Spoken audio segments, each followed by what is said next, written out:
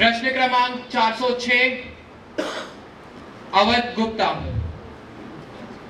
धन्यवाद माननीय अध्यक्ष। श्रीमान, भारतीय संस्कृति में कहा गया है, यत्र नारस्तु पूज्यन्ते रमन्ते तत्र देवता, यत्र तास्तु न पूज्यन्ते सर्वास्त्रा फलाक्रिया। अर्थात जहाँ नारी की पूजा की जाती है, उसका सम्मान किया जाता है, वहाँ देवताओं का वास होता है। महोदय, इस देवभूमि भारत में महिलाएं हमेशा शक्ति का प्रतीक रही हैं। वह हमारे समाज का प्रथम स्तंभ है। इसलिए हम चाहते हैं कि इन महिलाओं को थोड़ी सहूलियत मिले, मासिक धर्म के समय अवकाश मिले। तो क्यों ये सरकार राष्ट्रीय करोड़ा बन रही है? मान्यवर गोस्वामी तुलसीदास लिखते हैं, पीढ़ियां की सिय जान निहारी मणिमुद्री मन मुदित उतारी। जब केवट को उतराई देने का समय आया, तब प्रभु श्री राम के चेहरे पर चिंता के भाव देखकर अपने पति का मन समझने वाली, उनका हित जानने वाली हमारी माँ सीता ने अपनी अंगूठी उतारी और कहा, ये दे दीजिए। श्रीमान, ये त्याग है इस देश की महिलाओं का। हर कठिनाई, हर पीड़ा को हंसकर सहती रही सिर्फ इसलिए ताकि उनके बच्चों का, उनके पति का, उनके पिता का या उनके भाई का कल्याण होता रहे। और ऐसे में जब हम महोदय बतौर विपक्ष एक प्रयास कर रहे हैं कि इन महिलाओं का कष्ट थोड़ा कम हो, तो फिर क्यों यह सरकार महिलाओं को मासिक धर्म के समय अवकाश देने के हमारे इस प्रस्ताव को अस्वीकार कर रही है? श्रीमान, मैं बताना चाहूंगा, मासिक धर्म के समय महिलाएं अत्यधिक पीड़ा, शारीरिक कमजोरी और मानसिक तनाव से गुजरती हैं। 25% महिलाओं को गंभीर ऐंठन का सामना करना पड़ता है। इस ऐंठन की पीड़ा दिल के दौरे की पीड़ा के समान होती है। 40% छात्राएं, जी हाँ 40% छात्राएं इन दिनों में स्कूल नहीं जाती। अध्यक्ष जी, स्वयं को महिलाओं का हितैषी बताने वाली सरकार ने उनकी इस समस्या के लिए क्या किया? मैं बताना चाहूंगा, 2010 में मेंस्ट्रुअल हाइजीन स्कीम के तहत हमने सैनिटरी नैपकिन बंटवाए। और सुनिए, जब हमारी सरकार सत्ता में थी, Bihar was the first state in India which gave menstrual leave, followed by Kerala। और आज भी हम इस सदन में इस प्रस्ताव के साथ खड़े हैं। Sir, we are not demanding something impossible। तो क्यों ये सरकार पूरे देश में इस नीति को लागू करने में देरी कर रही है? क्यों, आखिर क्यों वो महिलाओं को उनके अधिकार से वंचित कर रही है?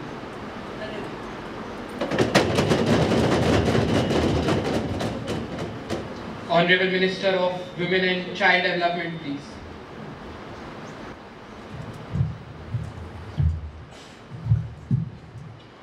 धन्यवाद माननीय अध्यक्ष महोदय। श्रीमान, विपक्ष के इस प्रस्ताव पर कोई भी टिप्पणी करने से पूर्व एक बात जो पूरे सदन को समझनी चाहिए, विशेषकर की महिलाओं को, वो यह है कि हे विरणी व्यर्थ के आलाप गाना छोड़ दे, वेदना के फिर वही सप्ताप गाना छोड़ दे, और कंठ में धर चेतना के स्वर जगा जा तू अलग, वरदान गाहे रागिणी अभिशाप गाना छोड़ दे। श्रीमान, ये अभिशाप ऐसी सहूलतें हैं जो महिलाओं को समाज में कमजोर और कोमल दिखाती हैं। विपक्ष का ये प्रस्ताव भी ऐसी ही एक सहूलियत है। मैं अपने व्यक्तिगत अनुभवों से कह सकती हूँ कि ऐसी नीतियां लैंगिक रूढ़िवादिता को मजबूत करेंगी और भेदभाव को बढ़ावा देंगी, जिसका असर कार्यस्थल पर महिलाओं को पुरुषों की तुलना में कम प्रतिबद्ध और उत्पादक बनाएगा। श्रीमान जी कहते हैं कि भारत की महिलाएं शक्ति और त्याग का प्रतीक है। बात तो ठीक कही इन्होंने, लेकिन त्याग और शक्ति पर इनका और हमारा नजरिया बहुत अलग है। हर वो महिला जो सुबह सवेरे उठकर अपने काम पर जा रही है, मेरे लिए वो शक्ति का प्रतीक है। अपनी निजी जीवन की चुनौतियों को भुलाकर अपना काम पूरी मेहनत और ईमानदारी से कर रही है, मेरे लिए वो त्याग का प्रतीक है। श्रीमान, सवाल उठाया भी तो किसने?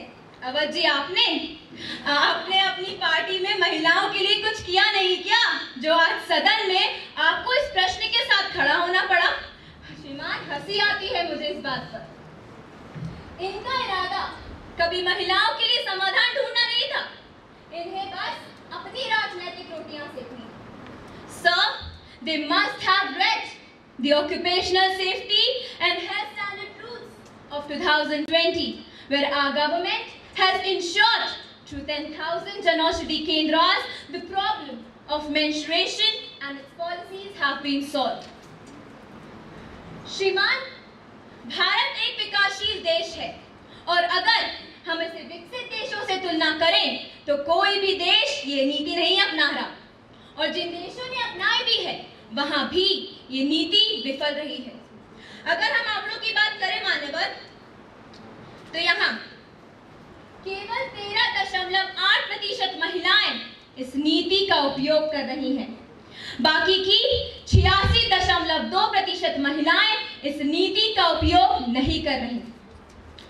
श्रीमान, मैं बस विपक्ष से यही कहना चाहूंगी कि भारत की महिलाओं के पास पहले से ही काफी चुनौतियां हैं। यदि ऐसी कोई नीति उनकी इस चुनौती को और कठिन बनाती है तो महिलाएं इसके बिना ही बेहतर स्थिति में। और श्रीमान, ऐसी नीतियां केवल कागज पर ही उत्साहवर्धक लगती हैं, जमीनी स्तर पर इनका कोई महत्व नहीं। धन्यवाद।